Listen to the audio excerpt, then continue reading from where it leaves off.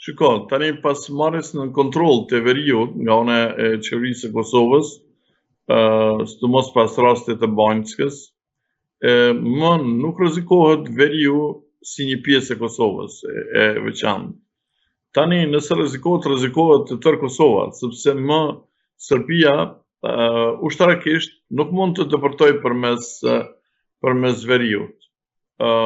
Veriu është një, si të them, një hing e mbyllur ku ka vetëm 2 vërima nga ku mund të kalojnë tankset automjetet serbe. Vetëm ato që janë pikë kalime kufitare në Jarinë dhe në Brnjak. Dhe aty çdo ushtri sa do dobë që t'jetë me topa të thjesht, domethënë ose me mërtaje të thjeshta mund të mbyll atë vrim dhe të mos lejojnë të kalojnë automjetet serbe. Malet janë të pakalueshme.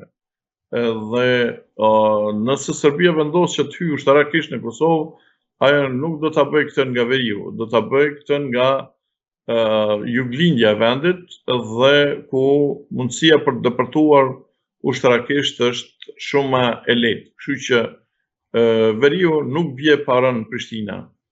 Domthonë Serbisë që të marrë veriu në dorë, i do duhen 2 mënyra, ose të futet ushtarakisht dhe të marrë Prishtinën e pastaj të avancojë drejt veriut, ose që të vendos një kryeministër pro-serb në Prishtinë.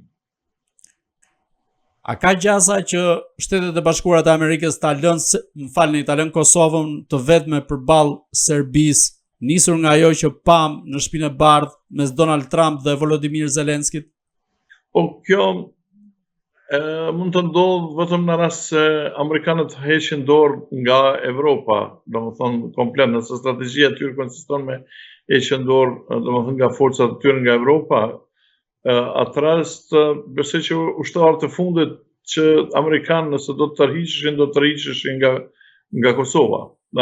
Por ne kemi një deklaratë tani të sekretarit amerikan të mbrojtjes, që tha që KFOR-i nuk do të reduktohet numri i forcave amerikane në Kosovë. Kështu që nuk besoj që ka një rrezik i tillë. Po edhe nëse kjo ndodh, sigurisht që janë vende të tjera të cilat do duhet të zaventonin trupat amerikane. Është Turqia, është Britania e Madhe, Gjermania, Italia dhe vende të tjera, Bullgaria, Hungaria, Polonia, tjerë që kanë trupa në Kosovë. Dhe tërheqja e trupave amerikane nga Kosova nuk do të thotë një herë edhe tërheqja e këtyre trupave të tjerë nga Kosova. Por gjithsesi Kosova do duhet të përgatitet që ta mbrojë vetveten në cilin do rast, edhe nëse të gjithë trupat e KFOR-it do të largohen nga Kosova. A mendoni se mund të rikthehet skenari i ndarjes Kosovës siç ka qenë para pak vitesh në administratën e Trumpit, dhe sa rrezikohet këtë radhë duke qenë se Trumpi po tërhiqet sa i përket ndikimit në Europë, por në një skenar të mundshëm të tërheqë, siç thatë edhe ju, ushtarët amerikanë të KFOR-it? Po, edhe nëse tërheq ushtarët, ndryshimi i kufive, domethënë të Kosovës në këtë rast, do të bëjmë një bazë. Pse do duhet ndryshojnë kufit e Kosovës? Zotoni që do duhet të ndryshojnë mbi bazë të konfiguracionit etnik, atëherë që domethënë shumica veriu me shumicë banuar nga serb, e tjerë të shkojë Serbisë dhe Lugina Preshevës të shkojë Kosovës, tjerë një Kosovë e tillë nuk mund të mbjetoj, sepse atëherë liçeni i Ujmanit, se Gazivodës do të takon të Serbisë dhe Kosova, i gjithë Kosova nuk do të kishte, gjysma e Kosovës nuk do të kishte ujë për të pirë. Rrjedhimisht gjithë Kosova nuk do të kishte energji elektrike. Domethënë, do tash imagjino një Kosovë pa ujë dhe pa drita. Si do të mund të mbjetonte në shekullin 21 një vend pa ujë dhe pa drita. Kështu që kjo është kushdo që e përmend këtë ide, domethënë ai mund të jetë vetëm agent i Serbisë, nuk mund të jetë një njeri normal. Nuk do të jetë një politikan normal që jap kësaj idesh, domethënë që bëhet korrigjim kufive. Kosova mund të mbjetoj pa cilën do pjesë të vetë. Domethënë, natyrisht çdo milimetër i tokës së Kosovës është i vlefshëm për Kosovën. Por Kosova mund të mbjetoj pa Pejin. Kosova mund të mbjetoj pa Gjakovën, pa Prizrenin, mund të mbjetoj pa Podujevën, por nuk mund të mbjetoj pa veriun e saj. Domethënë, shteti i Kosovës nuk ka asnjë kuptim, nuk mund të mbjetoj pa veriun e saj. Cila do pjesë tjetër e Kosovës mund të hiqet Kosovës, kjo vetëm e dëmton Kosovën, por nuk e bën atë të paqen. Kjo është njësoj me marrë një krahasim që njeriu mund të jetoj pa një dorë, pa dy duar, pa këmbë, pa dy këmbë, pa një vesh, pa një sy, por ai nuk mund të mbjetoj pa zemrën e tij.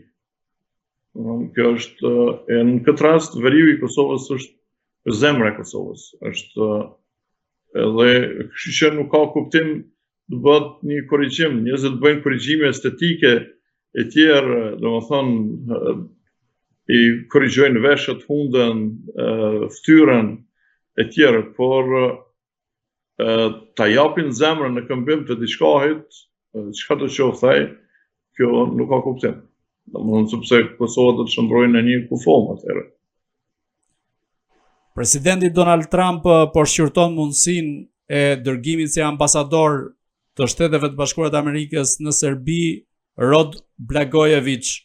Si mendoni, nëse zgjidhet Blagojevic, a mund të ketë një ndikim shumë herë më të madh të Serbisë ndaj Shteteve të Bashkuara të Amerikës që mund t'i hapë rrugë pretendimeve serbe ndaj Kosovës?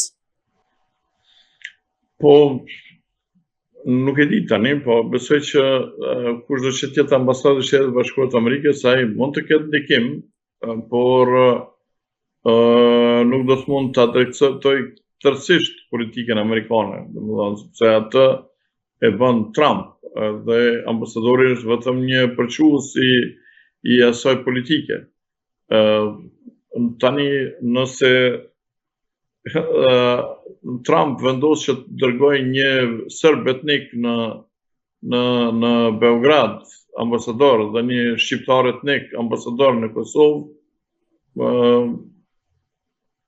kjo nuk do të thotë që politika amerikane do të ndryshojë, domethënë rrënjësisht çfarë do të mund të bëjë, nëse nëse ai do të kufizohet në ndikimin e ambasadorit, po jo më shumë. Çfarë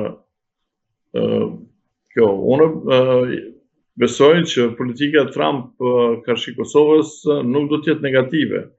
Dhe për këtë kam indikacion letrën e presidentit Trump dërguar presidentes Osmani me rastin e përjetorit të pavarësisë, ditës kombëtare të Kosovës, dhe me rastin e 15 shkurtit ditës kombëtare të Serbisë presidentit Vučić.